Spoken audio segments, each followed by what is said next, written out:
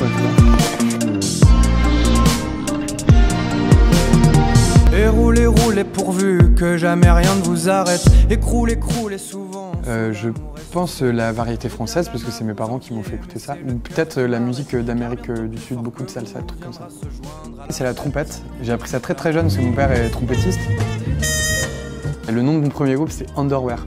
Ça s'est pas appelé Underwear très longtemps parce que c'était nul. Donc du coup on a changé, on s'est appelé Ozone. Et en fait il y a Ozone qui ont débarqué.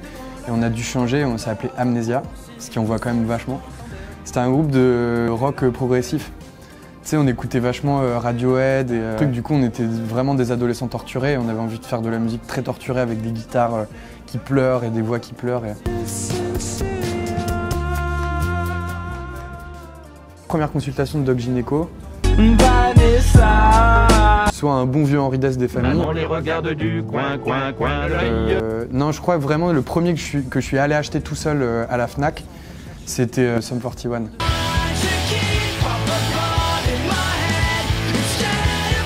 Je crois que c'était Billy the Kid qui parlait de manger des champignons hallucinogènes, il parlait de feuilles à rouler pour rouler des pétards, j'imagine. Et j'avais genre, je sais pas, 6 ans ou 7 ans peut-être. Et je savais pas du tout de quoi il parlait, mais je trouvais ça trop bien et je connaissais par cœur tout ce qu'il faisait.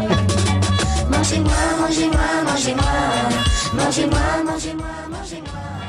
Ah ouais, moi mon premier gang c'est les chiens de la casse, il s'appelle. Par exemple, c'est quand j'ai tué quelqu'un. Ça après, c'est quand j'ai agressé quelqu'un. On est des vrais voyous, tu vois.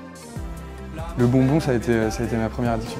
Lequel ? La tête de mammouth, tu t'éclatais à peu près tout le gosier en bouffant ça toute la journée. Tu laissais ça traîner dans ton tiroir avec toutes tes merdes, tu récupérais ça le matin et tu reléchais ça et tout. Enfin, c'était vraiment immonde, quoi. Hyper bizarre comme bonbon, hein. Et c'est vraiment pas hygiénique, je sais pas si c'est encore légal. Le péché mignon, c'est de dégrader les banques et de mettre un maximum de bombes à tag sur les distributeurs de monnaie.